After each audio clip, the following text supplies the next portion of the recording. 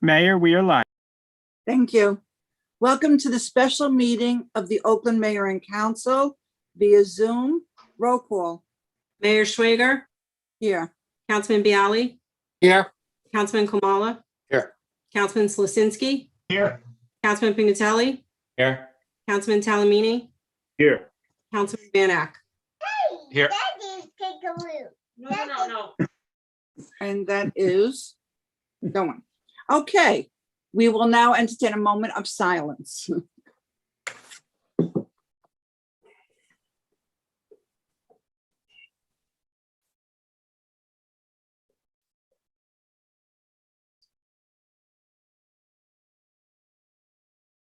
Thank you.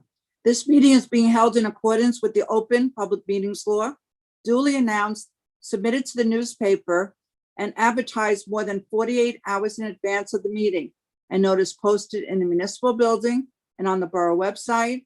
And we are following the protocols issued by the state for a virtual meeting.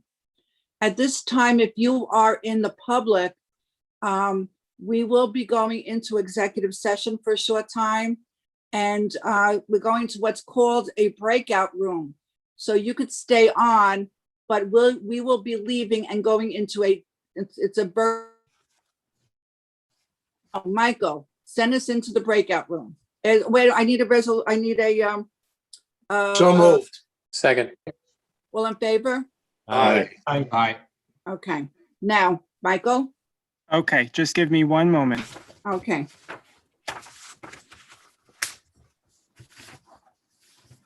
And don't forget to send Brian.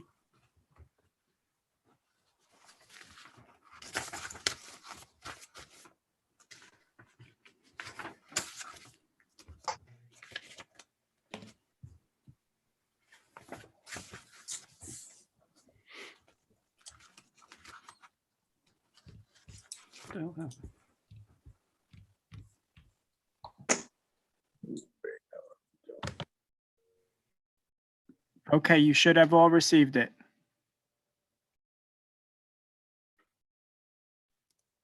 Rich and John, if you don't mind turning your cameras off just for consistency.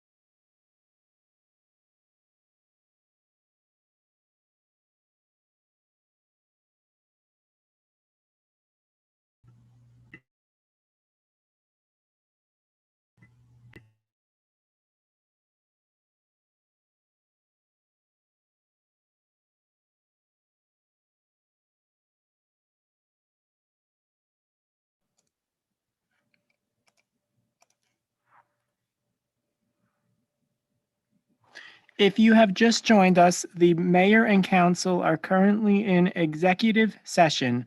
They will return to the meeting once the executive session ends. Please stand by. Hello, can you hear me? Can you hear me? The mayor and council are currently in executive session. All participants are asked to stay muted and leave your video off. Once the mayor and council returns, the meeting will resume.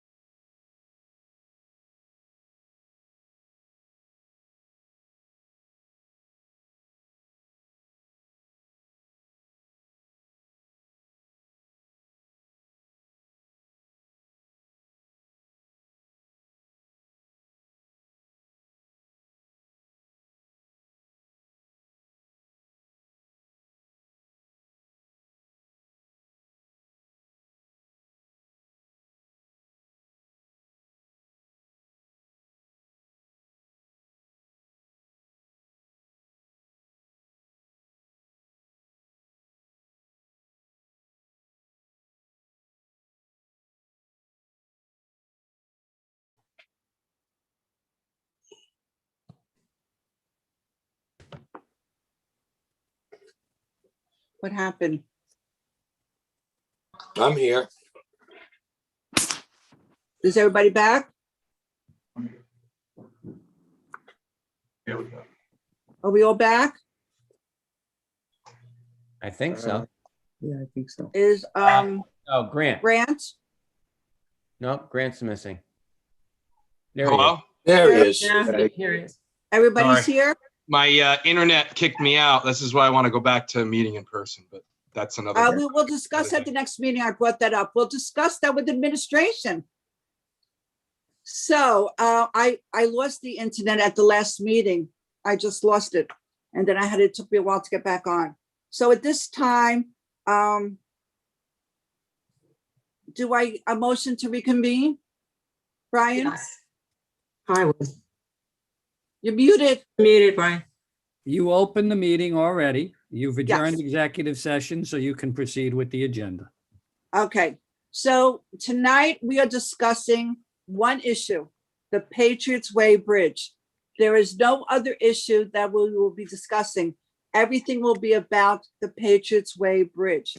And during the open portion of this meeting, which will be later on, the questions that you can ask, and then we'll take notes because it's not going to be a debate. We will take notes and get back to you. It has to be about the bridge. We will not entertain any other discussion. But just so to start the meeting, I think it's very important that everybody hears the following.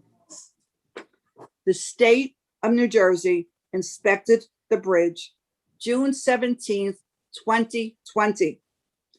They filed 99 page, well, it's a 100-page report, which I read. And I discussed with our engineers, both John Yakimic and Kevin Boswell. The report was received by the borough. Although the bridge was inspected in June, the report was received by the borough February 2021. In the report, it states, structure is in satisfactory condition due to the condition of the superstructure. The bridge is rated 6, and I'm led to believe it's 6 out of 10. Recommendation: bridge is not posted for a restricted load amount, and operating ratings are higher than the legal loads. Therefore, the load postings are not warranted, and there's no weight limit. In addition, there was, I received a few emails, I think it was last week, about flaking rust under the bridge, under the undercoating, from people who were walking down below and saw rust flaking. Immediately contacted the engineer, and I want everybody to know that the rust flaking brought to our attention has been addressed and the work has been completed. Number 2, funding sources. Yes, we know at this time the cost of the bridge has been increased. At this time, so that everybody knows, at this time, we reached out to Congressman Josh Gottheimer, who had a list of projects to select to bring forth to the Congress, and our project of the Patriots Way Bridge was selected as one of the projects he will present. Secondly, Councilman Bialy is coordinating with the county commissioners via Commissioner Tracy Zor about getting the county involved, because they have been through the state with county support. There is more funding. And thirdly, Mayor, we're going to access the county bridge support funds. right, So that'll be easier to access than if we went to the state. The county can do that for us. right, in coordination, that's what I'm saying with the coordination. Thank you. And then thirdly, and it was just yesterday, I signed another letter, which was forwarded to State Senator Holly Schapese, who also is going to try to help us get funding. In the meantime, tonight, I'm going to ask the council to pass a resolution to introduce a proposed bond ordinance for additional money needed. And we're going to try, if we don't need the money, if we don't go forward with the bond ordinance, it does not cost us anything, but it gives us a step moving forward. So at this time, I am turning the, David, do you want to go first with your presentation? Certainly, Mayor. Thank you. We're going to start with finance. Michael, you going to load that up for me? Just a moment.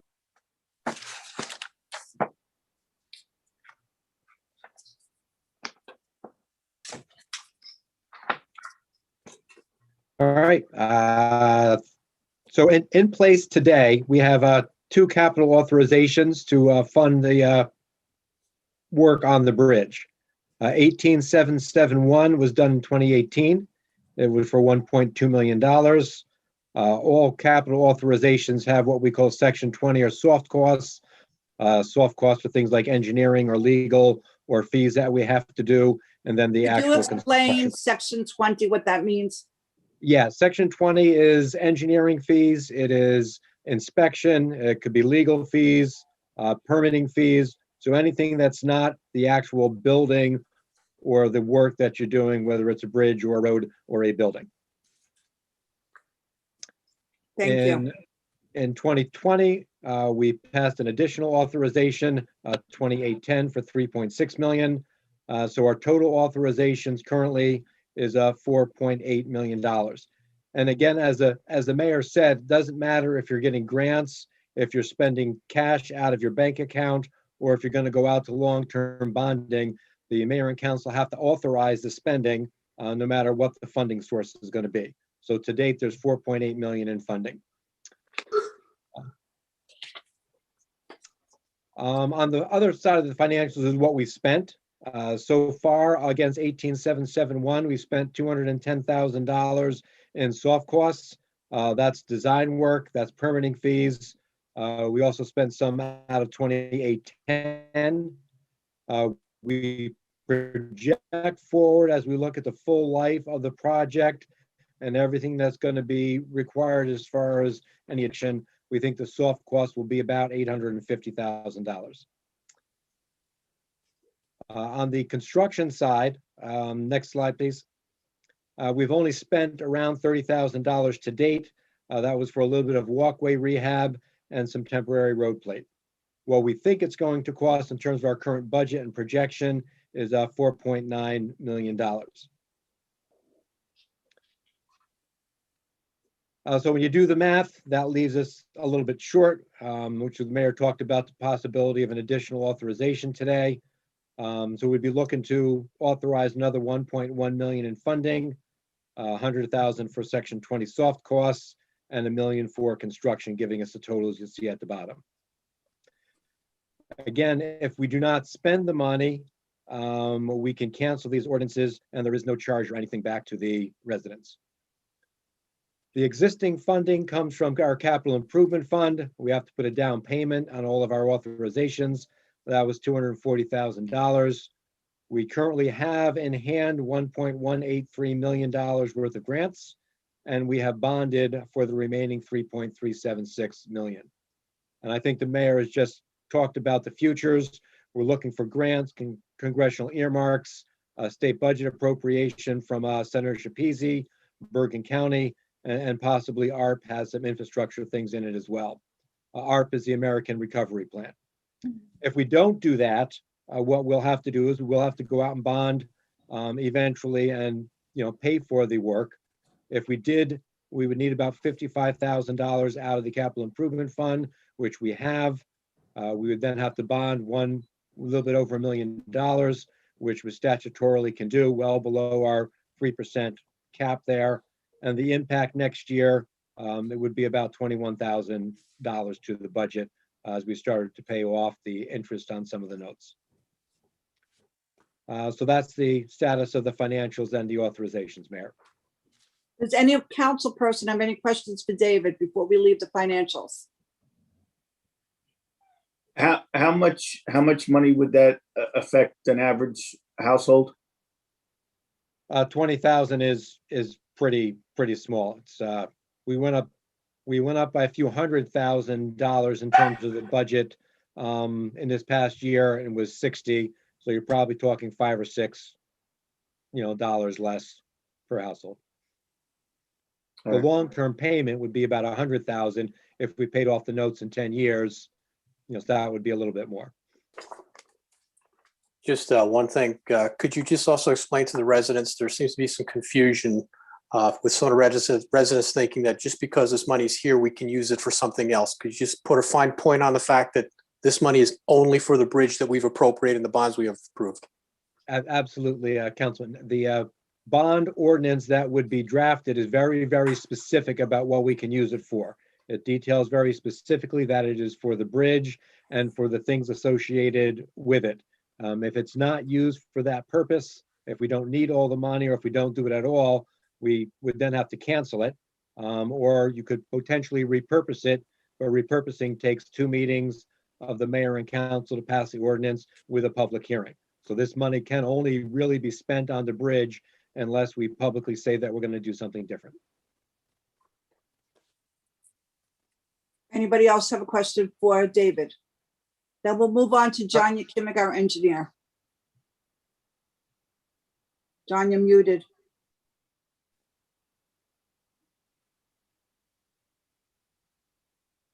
Is John frozen? John, It would appear so. Yeah, John's frozen. I have a very bad connection. I'm just letting everybody know. So I'm you're going in and out. very, very, very choppy, everything that I've heard so far. John, are you back with us? Well, while we're waiting for John, this is, I don't know if you could see it. This is the cover page of the report by the state of New Jersey. This is the 100-page report. And we have a flash drive. If that could be opened, can't it? Brian? You're on mute, Brian. Yes, it can be opened. If anybody wants a copy of the actual state report on the bridge, you can open it. John, are you back? Unmute. Yeah, sorry, Mayor. I had There you some, yeah, I had some internet issues here. Everybody can hear me? Okay. Yes. Yes. So you have a report to give. Yes. With regard to cost schedule, Mayor, what precisely do you want to know about? We gave a comprehensive report to the full council. Kevin and I and our experts met yesterday for several hours to talk about the various technical issues that were explained with regard to the gas main, DEP permits, etc.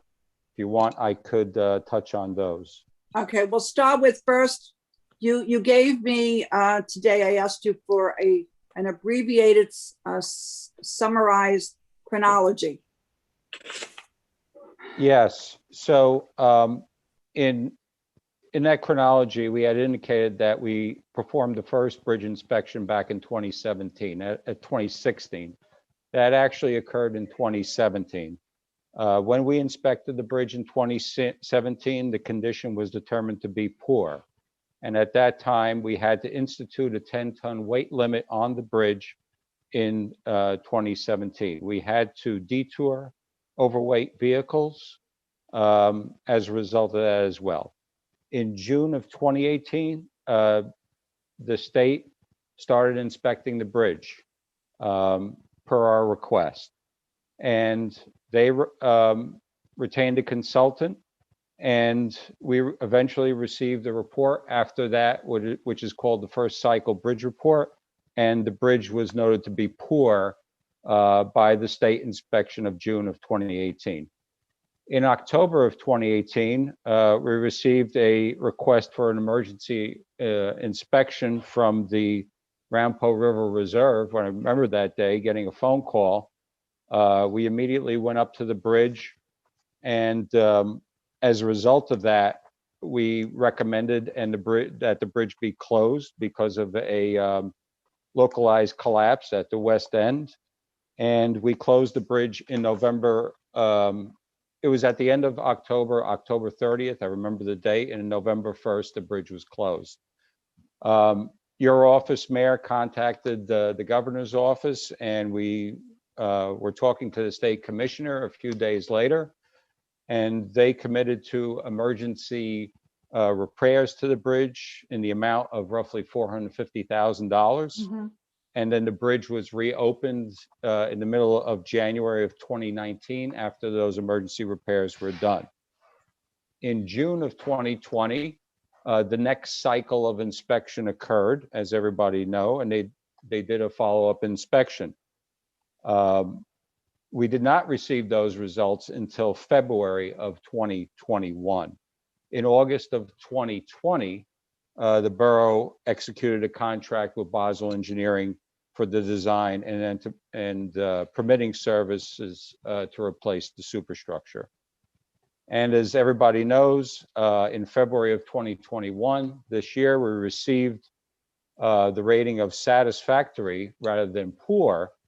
And the report states that the rating basically has gone up because of that emergency work that the state did in late 2018 and early 2019. And that's the reason why the bridge went from poor to satisfactory. And as recently as today, if you go to the NJDEP website, you will see under our permit for the bridge, it'll be listed as approved. So officially, as of today, our permit with the DEP has been approved, and we expect to get the hard paperwork on or about Friday or Monday. Now, and then it says you have to proceed with the preparation of the Bergen County Soil Conservation District application. Could you explain what that is to everybody? Yes, so we're doing that right now. We're securing checks from the borough and submitting that. That is to the Bergen County Soil Conservation District. Before we submit that, we need information from the approved DEP permit.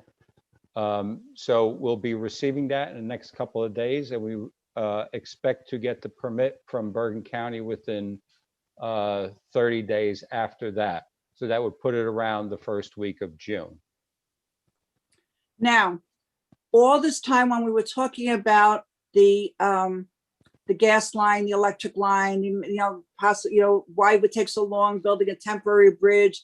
You can't have it done in the winter because of the gas line. Could you talk about that?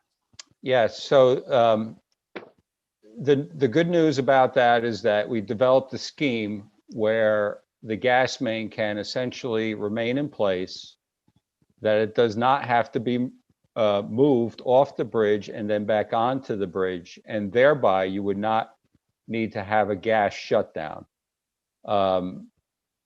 We would be doing that by installing a temporary bridge basically between the two trusses. So in between the two trusses, if you're driving down the bridge, we're going to be installing what's called a maybe or acro or Bailey bridge. The military uses them a lot. It's going to go from one side of the bridge to the other side, clearly across the span. And the contractor will punch holes, remove the deck before the bridge goes in. And basically all the utilities, except the water utility, will remain in place while we remove the old bridge around it and while we install the new bridge around all the utilities. So that saves a tremendous amount of reliability on the utility companies and takes away any liability associated with that and puts all the liability on the contractor for him to be responsible. Because once you shift the liability to the utility companies, there could be further delays on getting their connections, and they have their own time schedule, and it's independent of our time schedule. So that's a tremendous advantage that we're recommending. The cost of the temporary utility bridge is only I believe it's $9,000. So the cost benefit to the project is huge. So we solved the problem with any sort of scheduling with regard to the gas main. Now you said there's something about the water line. The water line has to get relocated. Right now, the water line is under the sidewalk. It has to be moved onto this temporary utility bridge. And the good news is about that is that it's our own utility. It's Oakland Water and Sewer. So we don't have to deal with a third party. We have the complete cooperation of the Oakland Water Department if we need to. All right, so the seasons, it doesn't, because originally you said it could only be done during a certain season because of the gas line, and Yes, people would lose their heating. So now we don't have to worry about seasonal? that's correct. That's taken away. However, with regard to seasonal work, the actual work on the bridge, you don't want to be pouring deck concrete or doing the asphalt approaches during the winter months. There are methods to blanket deck concrete and heat it, but we've heard too many horror stories about deck concrete flaking after the work is done because it was done during the cold weather. So that affects our schedule. You want to be pouring that deck, anytime between, say, March and November. Once you get beyond that, you're running the risk of not having a good product after you're done. Okay, and the last question I'm going to ask you, and then the council could speak, was brought up at the last council meeting, that between March 5th and March 22nd, you said you miscalculated. What happened? Miscalculated as far as the construction cost estimate. Correct. So at March 5th, we reported to the reserve that all was on schedule to go forward, that at this point in time and at this moment, we're working on our final construction cost estimate. It's not completed yet. There were no expectations that it was going to go up at that time. But as we got into it and as we started adding items, by the time March, I believe, 19th or 20th came around and the final estimate was completed, we had found that it was greater than the original estimate that we had given to the borough. And I immediately contacted the borough administrator at that time. And the other thing is, which we talked about for grants, we talk about these funding sources we're going to be reaching out to. And we talk about the relationship between bidding the contracts and funding and going out for grants. So not to underappreciate the efforts of the congressman, federal grants, without knowing the details, typically have a lot of, I'm going to say strings, but requirements attached to them. And these requirements are referred to as the NEPA process, the National Environmental Policy Act, which basically means cultural resource studies, much more intensive environmental studies, other restrictions with regard to contractual items using ESBE firms, emerging small business firms, minority business firms, et cetera. There are various requirements as a part of these grants. It's quite possible that a shovel-ready type of grant would not have all of these requirements attached to them. These requirements mean a lot of soft costs to the borough in order to satisfy them. And it also means more time and delay for the project. Converse to that are state grants and monies from at the county level that are not associated with federal grants, those are much, much easier to promulgate and utilize. As you know, we have, I believe, 2 to 3 grants from the state on this project. And the strings attached with those grants do not really have any significant effect on delays or on additional costs to the borough. You just said about timing with bidding out the contracts. Yeah, so so as we move forward, there are a couple of things we're recommending to the borough is that we keep an eye on these steel prices that are basically crazy right now and have escalated tremendously. We're getting some indications that may actually come down come June and July, these steel prices. And then there's I understand there's a timeline with regard to hearing back on the state grants associated with Senator Shapezi. And of course, we'll be talking with the county and the federal grant. Somebody help me here. We're not going to hear any sort of word on that until later in the year, I guess September or October. Yeah, the congressman's office could not give us a time frame as to when a decision would be made. Right. So So you're saying that, can we move forward while we're waiting for the grants? There was we a should- question about bidding out the contracts. Yeah, well, if you were to bid out the contracts right now, you're running into the winter weather at the end of the project with the concrete decking and with the asphalt pavement, because this is essentially a 10-month schedule, and the schedule got longer because of this temporary utility bridge. But we feel very strongly that this is the way to go. So a few months delay to get that work into the warmer weather for next year is what we're recommending. And to do all the upfront work later this year during the cold weather, the bridges have to be fabricated. It takes 2 months for the utility bridge to get fabricated. It takes 3 months for the permanent bridge to get fabricated. Have all that work get started later this year, and be ready for next year. And if we start bidding out the contracts, how does that affect us with our grant applications?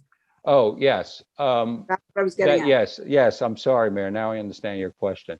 Yeah, that's an adverse effect because you basically disqualify yourself from those grants if you are to those grants that we think we may be getting, because they're going to want to see the bid documents. They're going to want to review them for any additional monies. So it's not advisable to do that now at this time until you understand if you are getting these additional grants. All right. And the bottom line question I had before any of the councilmen asked you questions is the bridge safe? Oh, the bridge is safe. And except for the flaking material, I have a piece right here. I didn't want to. I went this morning to make sure, a little quality control, that our crew, knocked off an adequate enough of the flakiness. This is the largest piece that I found that was knocked off. And explain what caused it and what it is, and it's a detrimental to the structure. Right. So it's not, because this steel has already delaminated from the beams and has had no strength whatsoever when the inspection was made. It was just literally sitting on a bottom flange, or was protruding out from any steel up there. And that's why I think it was important for our crews to go out there to take this steel down, because we obviously don't want to take down more steel that would be detrimental to the bridge. So I think it was a smart move to have an engineering firm go out there to take this down so it doesn't fall on anyone. I talked with But what DPW. caused the flaking? What It's, people want to know. yeah, so most of We're the not flake. all engineers, John, sorry. So the bridge has has two defects associated with it. One, it's the weathering steel, as I mentioned at the last meeting, and that since the bridge was built back in the 1990s, weathering steel is not allowed over any bodies of water, because what happens is that the weathering steel deteriorates at a much faster rate when it is over in a wet environment over a body of water.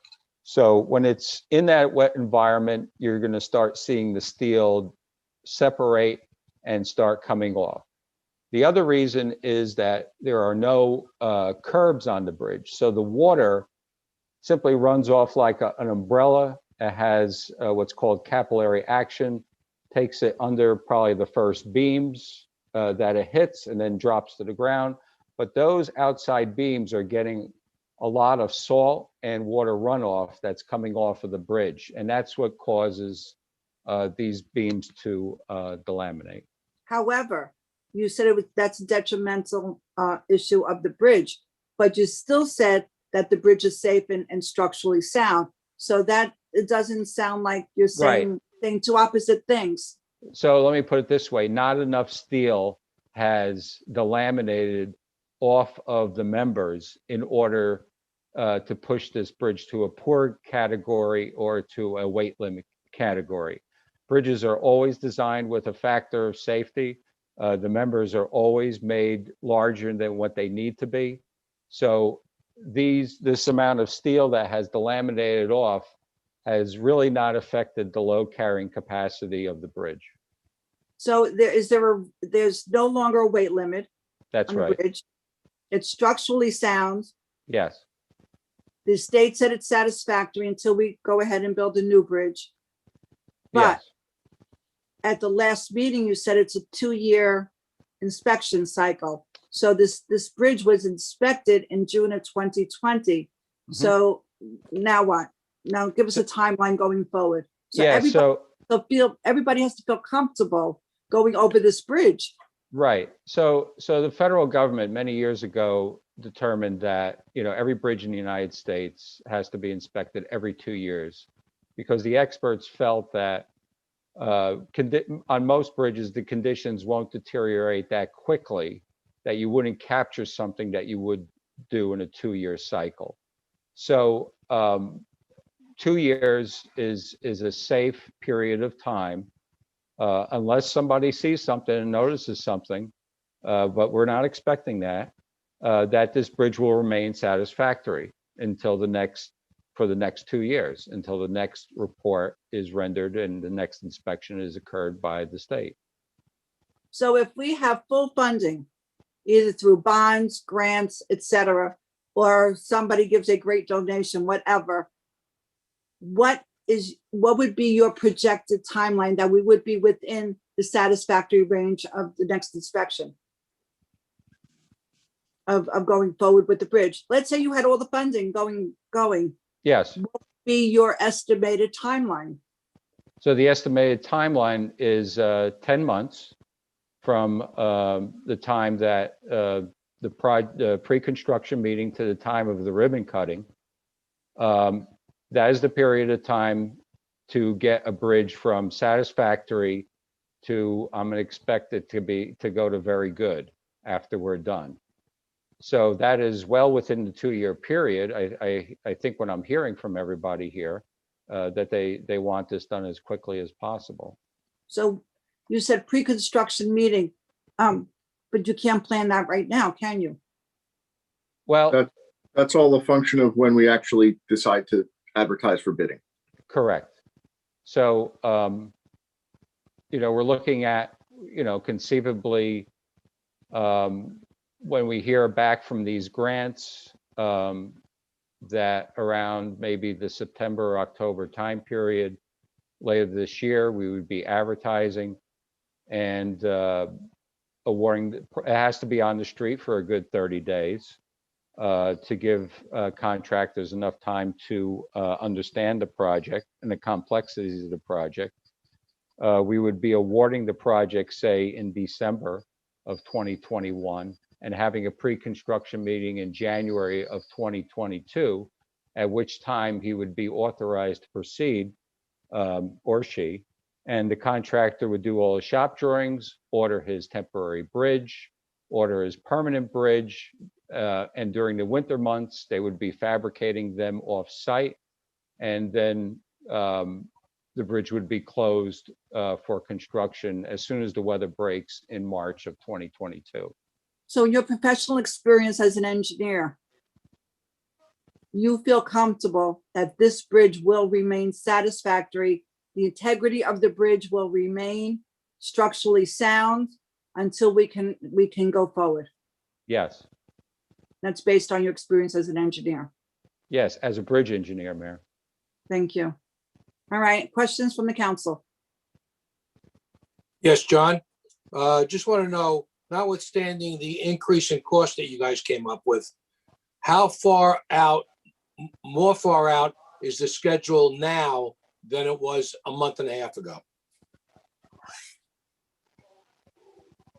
It's, I believe we were looking at something like a 8 to 9 month schedule. So now it's, with the new utility structure, we're looking at a 10-month schedule. So I'm going to say an additional 2 months. Okay, so the fact that, and you say the DEP is ready for it to be sent back to the borough, approved and ready to go.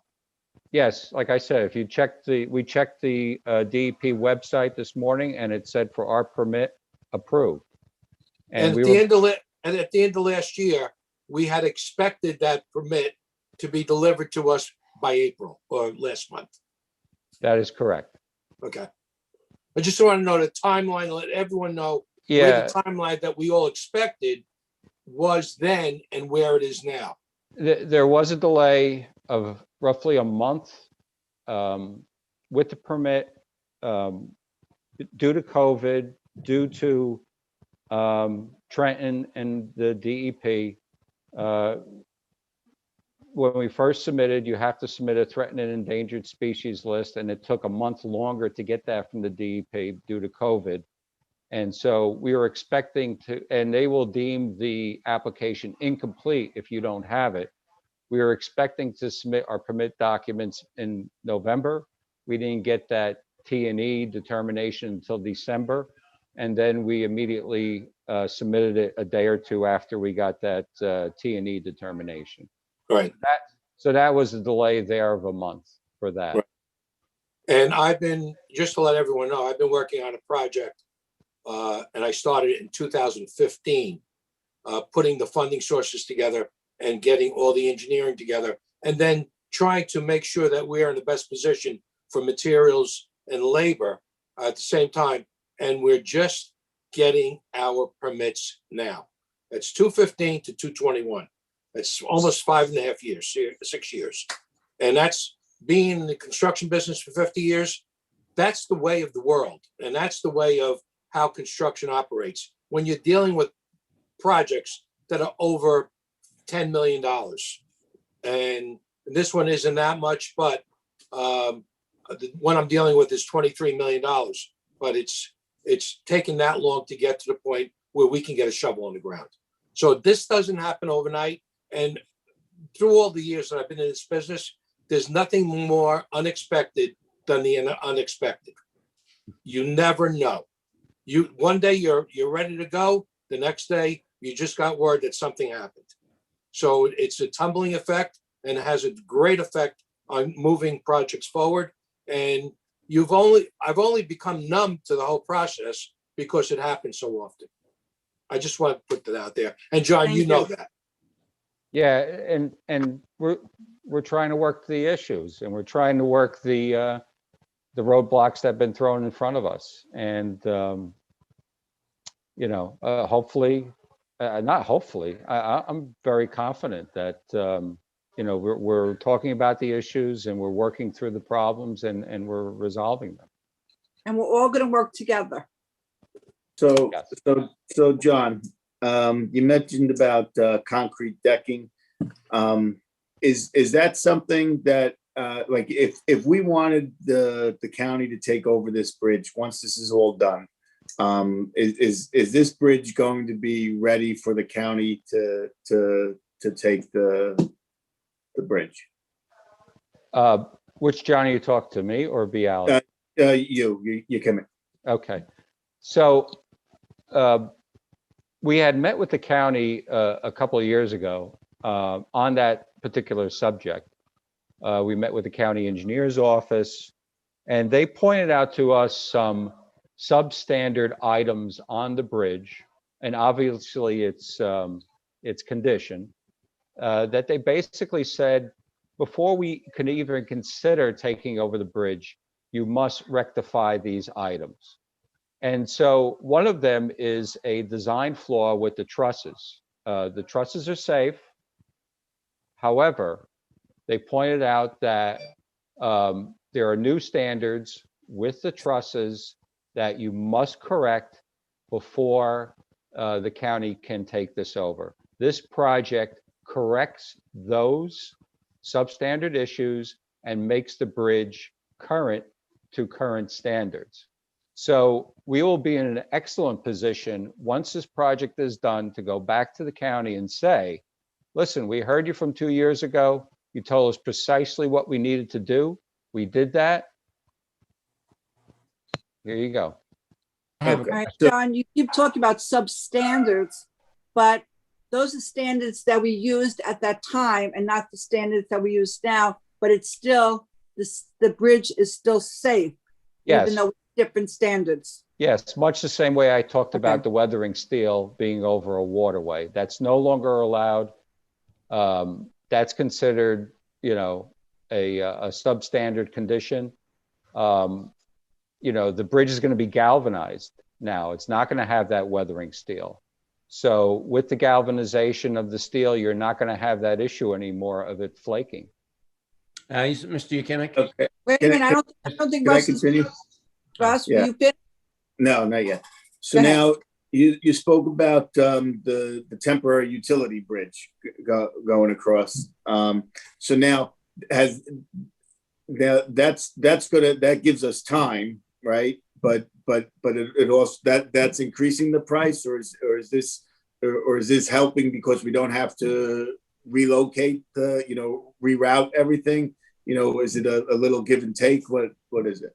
Yeah, I think the best way to say it, it's a little give and take. And we talked about this at length yesterday between myself, Kevin Boswell, John Valentine, our chief structural engineer, and Pete Panucci, who's our chief construction engineer. He works on bridges for the Turnpike, Garden State Parkway, DOT. And we debated the pros and cons of the temporary utility bridge. And just to the points that you're talking about, Councilman, and we basically came to the conclusion that it's going to add time. It's going to add, it might add costs. I mean, there are certain costs with, physically taking utilities off of a bridge and then putting them back on. And I would suspect that those costs are higher than the $110,000. So I think we're actually saving money, but we're gaining time rather than it being maybe an 8 or 9 month project. We're definitely looking at a 10 months duration here. But we believe this is the way to go because you potentially can delay the project even longer than 10 months when you have third parties involved. And those would be the utility companies. They would be, not saying anything bad about them, but they have their own schedules. Verizon, Rockland Electric, and Public Service. And as I said before, the only utility that has to be relocated would be Oakland Water's main on the bridge. So yes, you're right. It is a give and take. I wouldn't say it's in dollars, it's in time. That we're basically setting definitely adding more time. However, if we don't do this, we have the potential to add more time because we have to deal with these utility companies. Okay. Did I And then- answer your question? Yes, yes. And then the temporary bridge, is this something that's being built in place, or is this something that like they're purchasing, they're renting, whatever that. Yeah, that goes- it's a rental. It's It- basically a rental per month, at the 10 months duration, roughly, $10,000, I guess, per month. And they basically launch it. It's going to be really neat to watch. It starts at one end of the bridge and it basically, cantilevers out over the bridge, and it's going to expand the entire length of the bridge. And then the utilities will be supported from it. And it also serves as a work platform for the contractor while the bridge is demolished around this bridge. So it gives the contractor the ability to go from one side of the river to the other without the bridge being there. He could utilize this bridge to take his equipment back and forth. So it's a But great. people can't use it. No. But and now is there time constraint with renting the bridge? Because like I remember, I think it was on Route 80 in Dover, there was the bridge collapse, and they were able to get a bridge, but then that screwed up other construction for other people because they had that bridge there and it was, it couldn't be used elsewhere. So is this something that, that they're going to be able to get, just. Well, hopefully there won't be because there's not only so many temporary bridges out there, I'm figuring. Yeah. So we've been in discussions, obviously, with the firm. They know this project is coming. We can give them more of a heads up when we get a better idea when we're going to be advertising, and hopefully there won't be a Route 80 debacle that's going to steal our bridge away from us. Right. That's a good point, Russ. So we have to reserve the temporary bridge? I guess renting it, yeah. Yeah. So we'll look into that, reserving it Point, way thank ahead you. of time. Now, Okay, Pat, you were trying to speak. Mr. Ukemic? Yes, Councilman. Ultimately, I think, if I could speak for the council, I think ultimately we would like to see this bridge turned over to the county on a permanent basis. Would it be out of the ordinary to show them the specifications and ask them if this is something they would accept once it's completed? No, it would not be. Well, maybe we could do that if you would. Yes. Please. I believe we brought that up when we met 2 years ago, John, with the county engineer and the bridge person. Martin Maver. Right. The only problem is things may have changed from 2 years ago. It seems these things change on a yearly basis. Well, they're going to get. I see the county executive or any of the commissioners, I remind them about that meeting, about that ultimately a bridge of this size, and you put that in your report, John. Yes. That a bridge of this size should not be the responsibility of a municipality. It doesn't belong in our hands. Well, and for the reasons that we're dealing with today, and the ability to be flexible, state authorities and counties and states are much more flexible. They have a much more financial muscle to deal with things. It's become apparent why municipalities should not be responsible for bridges of this size. I think we're the only one of this size. Is that correct? To my knowledge, I know of no other, in the 37 years I've been an engineer, I know of no other bridge in this state that even approaches this size that a municipality is responsible for. Well, John, you know that today we worked together on a formal letter to the county commissioners who I met with personally since our last meeting. And they all promised to do whatever they can do to help us use the bridge funding source in the county to help us with the deficit or anything else that they could help us with to make this bridge right. Any other councilman? Just a quick question. Mr. Kemick, can you just come back to the federal grant versus finding the state and county grants, okay? And just drill down a little bit on the strings that are involved and how we could take this entire project and extend it out for years, just to set expectations for the residents, if this Okay. happens to go this way. So I've been involved with, in my career, 3 major bridge projects that utilized federal funds. And I don't want to scare anybody, but I'm just using this as an example. Washington Avenue over the Boonton Reservoir, H Street Bridge over Passaic River between Wallington and Passaic, and the Westbrook Road Bridge over the Wanacue Reservoir. The latter one took 12 years with federal funds to go from conception to, I think they cut the ribbon already, and it might even be closer to 15 years utilizing federal funds. That, of course, is an extreme case. The things that you have to do for meeting federal requirements, if this grant is structured that way, it's a huge caveat, and we expect it to be, are things like cultural resource studies. Is the bridge within a historic view shed? Not is the bridge historic. It's quite possible the Rampo River could be found to be historic. And in that case, you would have to redesign the bridge to make sure that the State Historic Preservation Office is fully on board with what you're doing.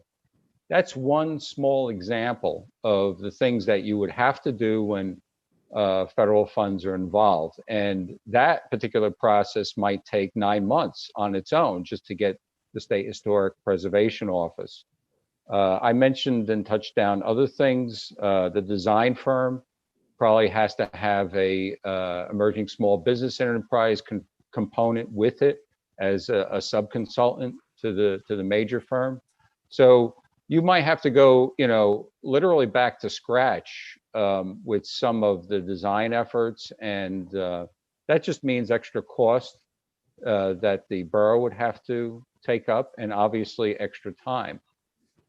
You don't have those at the state level.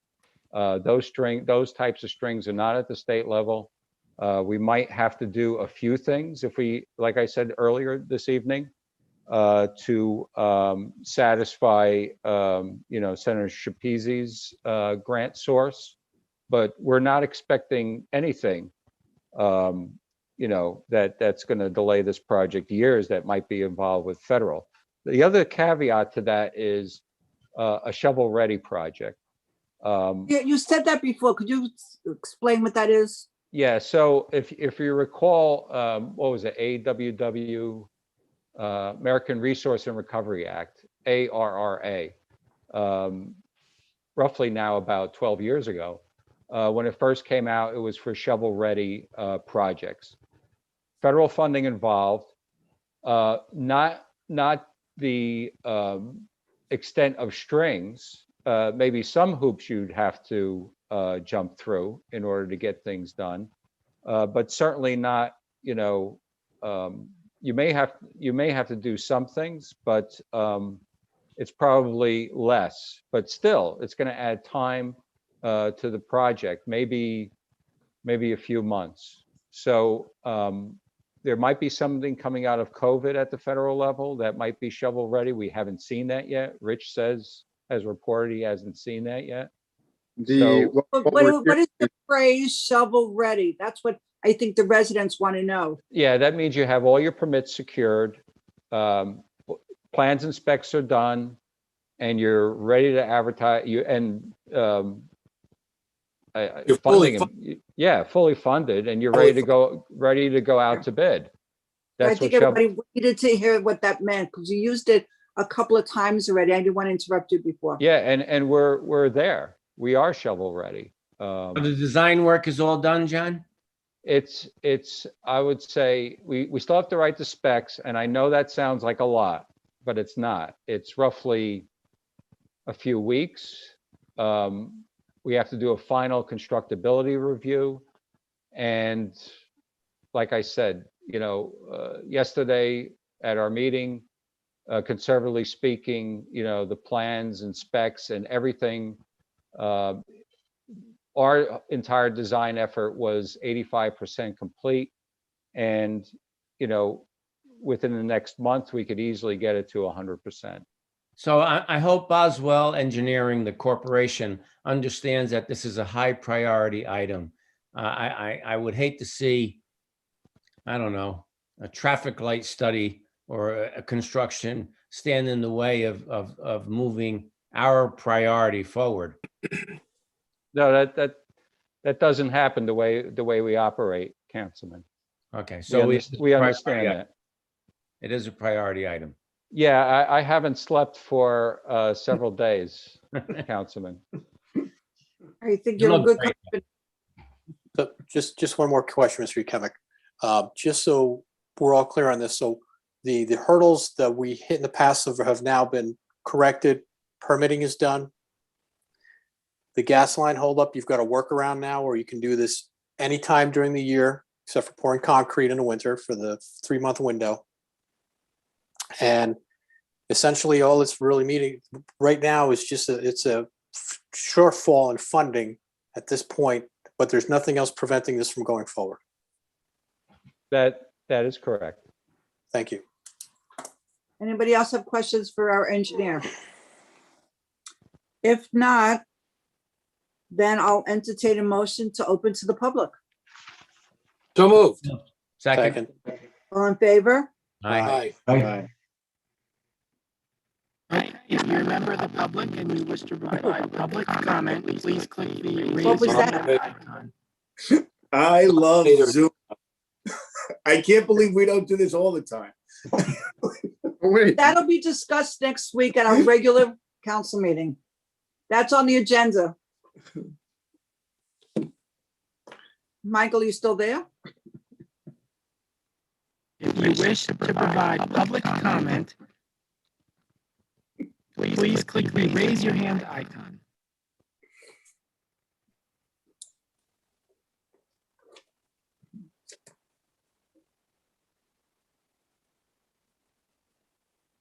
Should we repeat that, Mayor, in case people didn't hear? Anyone who wishes to provide public comment, please use the raise your hand icon. Thank you, Lisa. I don't know about anybody else, but I don't have a raise your hand. Who is that? Who are you? Jeff, I'm sorry, Jeff Perlman, 7 Kingsley Evans Circle. I don't even see a raise your hand option. That might be why there's no question. Does anybody see him? Just as All right, well, His well, you name. might as well speak. We're having some technical difficulties tonight, so we'll let you speak. Jeff's back on. Perlman? Yes, I don't see a raise your hand icon. That's John. all right. You can speak right now. We Oh, hear I you. know, so- I didn't personally want to raise my hand. I'm just saying why there's no questions. I don't even Oh. see the option. Oh, There's no, one. somebody has a question. Stephen Martino? Yes, Steve Martino, 8 Woods End, Oakland. So we're relying on a state report that was done June of 2020, which was before this current winter with all the snow and salt that was added. I'm just wondering how reliable that is, number one. And I guess my other question was answered. Putting out for competitive bids at this point would only delay the project further. All right, I'm going to write down all the questions, and John Yakimic, our engineer, will answer them all together. Is that okay, John? John's on mute. Yes. Okay. So, Mr. Martino, we're going to just list all the questions, and then our engineer will answer all the questions. Okay. Now, since we don't, anybody else not see their hand icon? Next up is Michelle Y. I can't pronounce her last name. Michelle? N-E-S. I didn't raise my hand, but I'm here. Oh, Michelle. Okay, so Michael said she was up next. Michelle, are you there? Doesn't wish to talk. The raise your hand option is under reactions at the bottom, should anybody want to raise. Thank you, Michelle. Do you want to speak, Michelle? No, I don't, but every time I do speak, it automatically puts me on mute by the administrator, it says. Oh. Well, but Yes, he's on mute. by the Answer. host.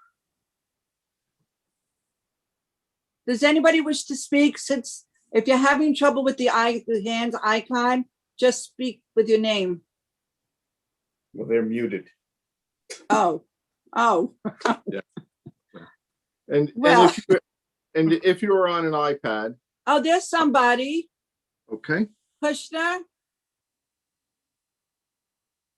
Is Jordan. that Gordon Kushner? But he's on mute. You're on mute. Hi. Yeah. There we go. Thank you to Jordan Kushner, 31 Winding Ridge. My question for the engineer is, I understand this new temporary bridge idea and that it adds more time, which is, I guess, one of the reasons why we wouldn't want to proceed at this point in time come June, which was the original timeline.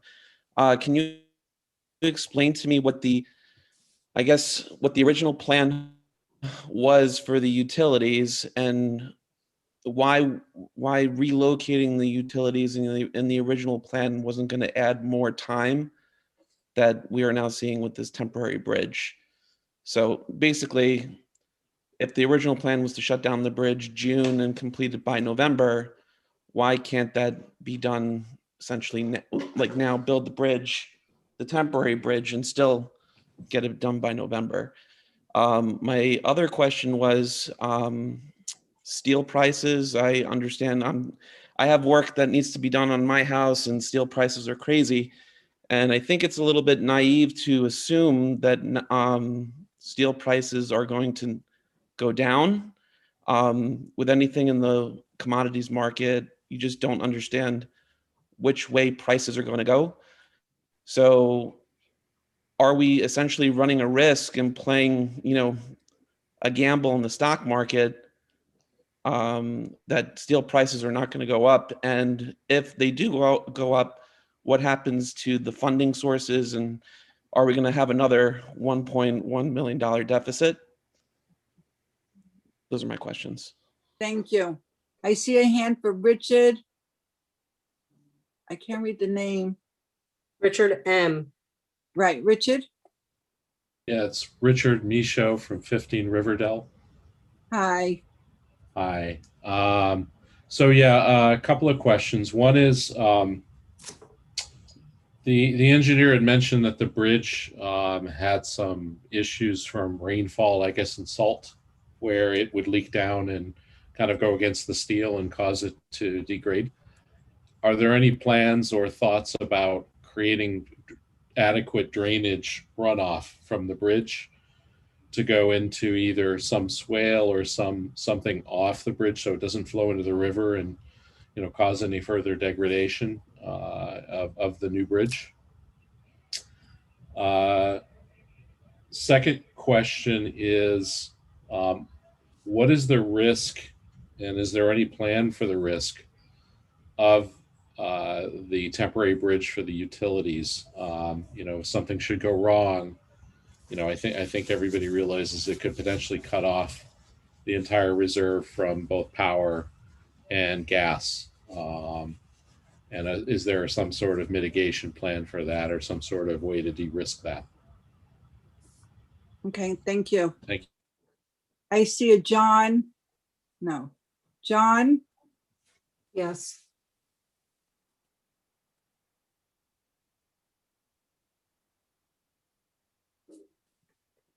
John, you're on mute. Yes. You're on mute, John. Can you hear me now? Yes. Hello? Yes. Yeah, I, You have to John give your Comer. address, sir. Sir, you have to give your address. Yes, John Comer, 4 Riverdale, Oakland. I have 2 questions. One, I understand that this is a revised budget, so the bids haven't gone out yet. So how confident is our engineer that our numbers will be coming in close to his new budget? Has there been discussions with contractors to try to really fine tune these numbers? Or will we be faced with, or we don't know at this point, just how close we'll be with this budget? And You're muted.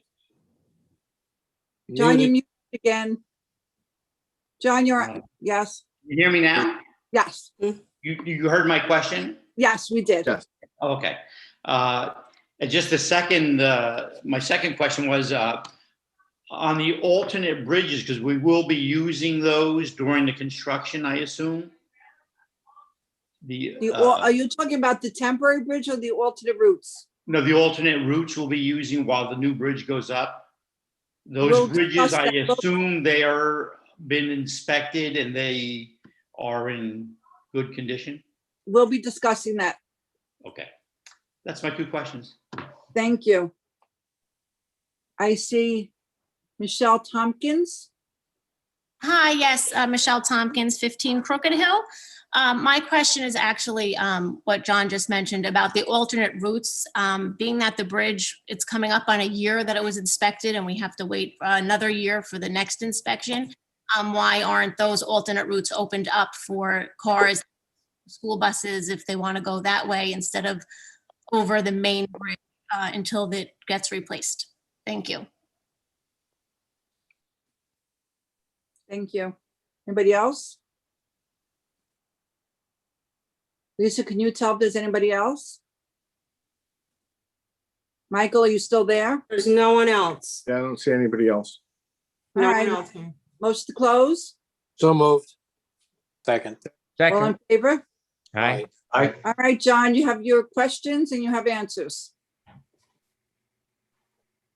Okay, there was a question about that from Stephen, that the bridge was inspected in June of 2020, and that since that time, and I guess every winter since that report until the next report is done in 2022, there's additional snow and salt that's on the bridge, and that's going to cause further degradation.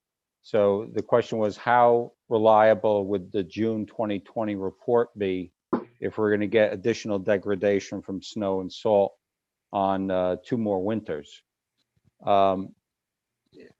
So as I said during my presentation, the cycle of bridge inspections is 2 years, and that's just not, taken with a grain of salt. There's a lot of thought that was put into that cycle of 2 years, and that, the consideration of the cycles of weather, are brought into that. We constantly monitor the bridge, and as a matter of fact, last year we had a problem with the deck, a hole developed in the deck. Certainly, no one inspecting the bridge prior to that would have predicted a hole to develop in the deck. We immediately went out there, put a steel plate on it, and repaired it. As I said, these bridges have redundancy with regard to the amount of steel. And when the inspectors do the inspection, there's safety factors. There's what's called an operating rating and an inventory rating. I heard the mayor say that the bridge's loads are above the operating rating, which is a very good thing. if they, which means that the safety factors are in there, that even if we were to lose some steel from now until the next inspection report in June of 2022, there's enough safety factors built in that we should be in good shape. So I don't see that as a concern that the salt and snow sitting on the bridge for months on end during the winter months and continuing should do anything to alter the report from June of 2020. Then there was a question on that sort of the same subject about, will the new bridge prevent that from happening? Absolutely. The new bridge is going to have curbing on it, and the water is going to get channeled into the gutters on the bridge and then come off of the approaches and into the catch basins at each end of the bridge. So it will no longer flow over the sides and onto the steel. The steel will be galvanized. It shouldn't, corrode. It will not corrode as quickly as the weathering steel, but the new bridge will have this curbing on it and channel the water off of the bridge. And I think another thing people notice about the bridge, it seems to be very flat and the water seems to sit there. The bridge has no camber. It has no crossfall to channel the water off. The new bridge will have a slight arch to it, what's called a camber, and it'll also have crossfalls that will take the water quickly off of the bridge. So we don't expect this problem to continue. Then there was, John Comer asked, how confident are we with the numbers of our construction cost estimate? And I guess that's a product of why it took so long to get that final estimate done, because we do a tremendous amount of research to produce that final estimate. We constantly call the prefabricators.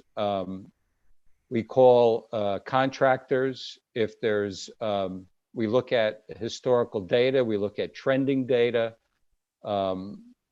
We do a tremendous amount of projects that are bid every year, and we see what contractors are bidding on the certain items. So the final construction cost estimate, yes, I would say we are confident in it.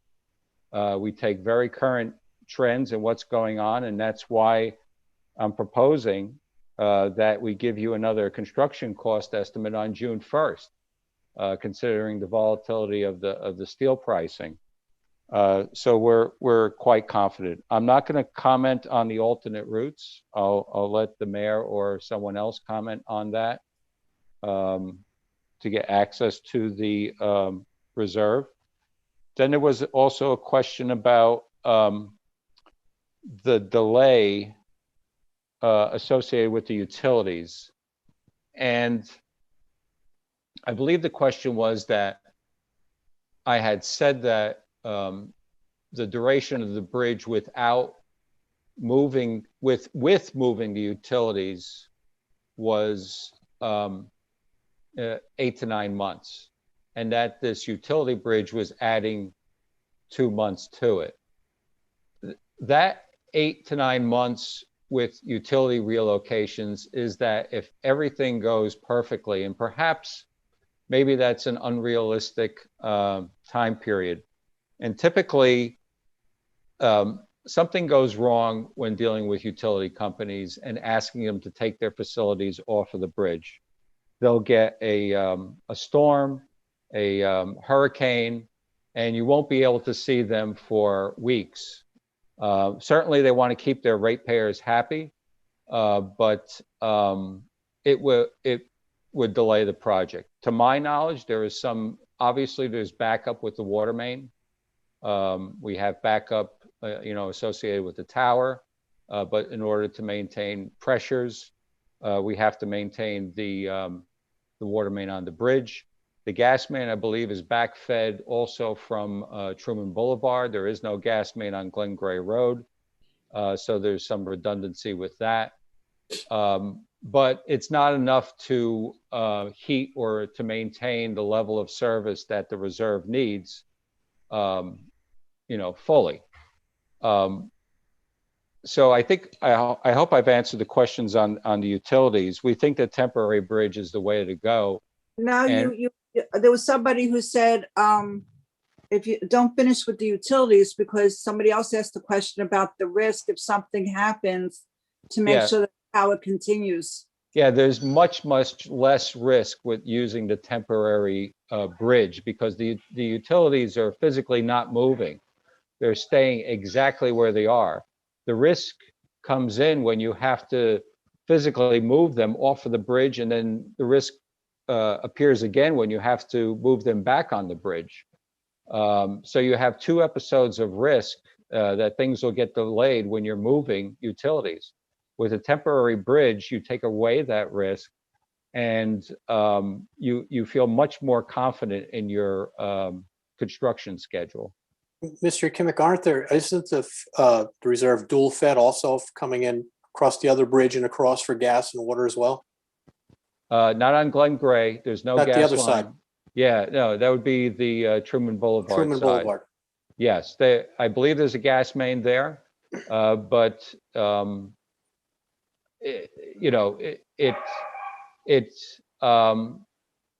it wouldn't be enough in the winter months to heat the reserve just solely from that gas main from Truman Boulevard. You would need the gas main across the bridge.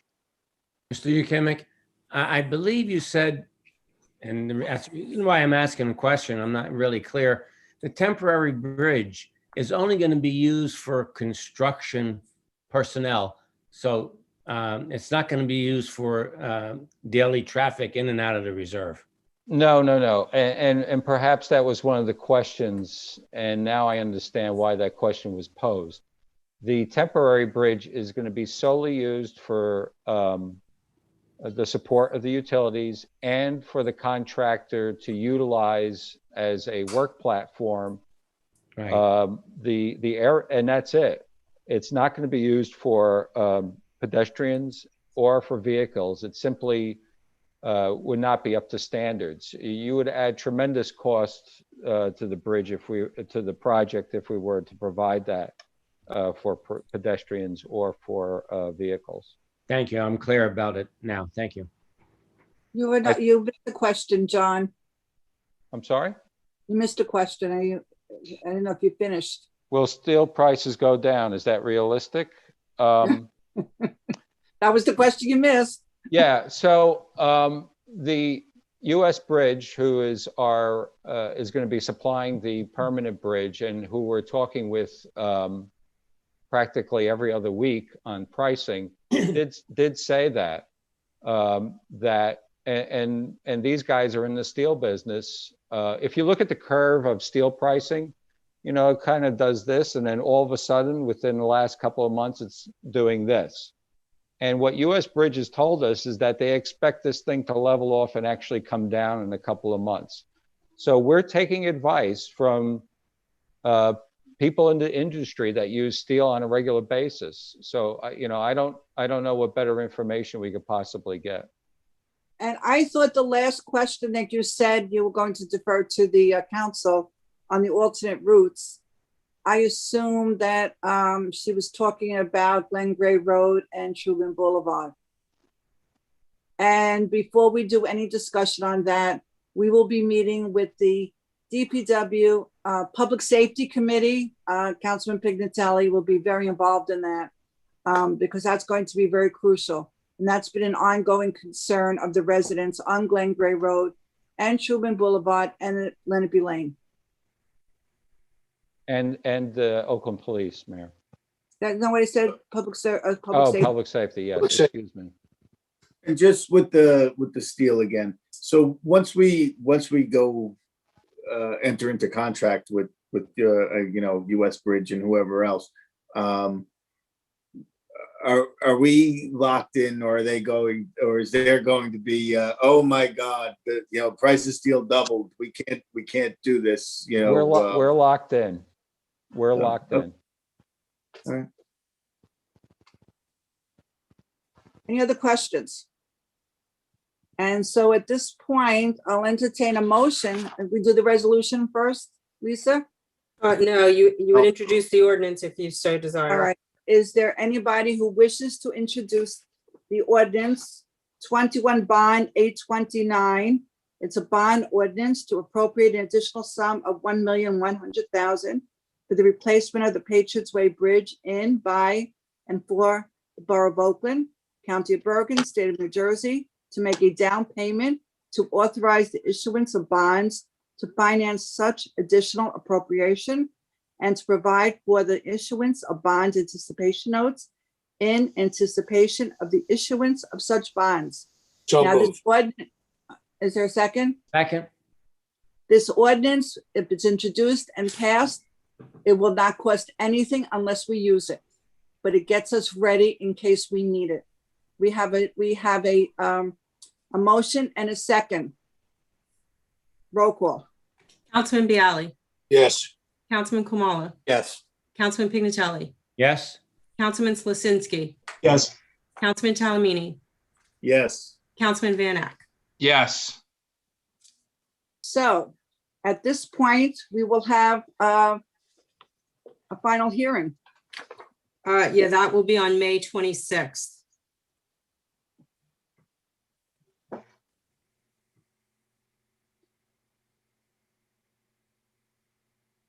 Now, remember, it doesn't cost anything unless we use it. Now, resolution 21-178. Does anybody want to read it? Grant, do you want to read it? Do you have it handy? You're with DPW? No. Bond ordinance to appropriate an additional sum of $1,100,000 for the replacement of the Patriots Way Bridge in, by, and for the Borough of Oakland, County of Bergen, State of New Jersey, to make a down payment to authorize the issuance of bonds to finance such additional appropriation and to provide for the issuance of bond anticipation notes in anticipation of the issuance of such bonds. So moved. Second. Any discussion? Roll call. Councilman Bialy, Yes. Councilman Kamala, Yes. Councilman Pignatelli, Yes. Councilman Slasinski, Yes. Councilman Talamini, Yes. Councilman Van Ack. Yes. And to all those residents who are listening and participated, and your neighbors, if they haven't been able to participate, please speak to them. We're not hiding anything. We're trying to be as transparent as possible. We will disclose as much information as we receive it. And you heard our engineer, John Yakimic, say that on June 1st, which is less than a month away, he will give us an update on the timeline and on everything. We will keep everyone noticed if any grant, if we get a smiley from anybody that wants to give us money, we will let the public know. We will keep you well informed. And I know we tried to do that through Michelle and through Larry, who then will send out mass emails to everyone in the reserve. We want you to have a new bridge. We want to do it what's best for the town because of, with the money, we're trying hard, we're working hard. You will get a bridge. We're going to work it out all together and you will be kept informed. That is a promise from the entire council and myself. We're not going to keep any secrets. We ask you have any questions at all, you can always email any of us.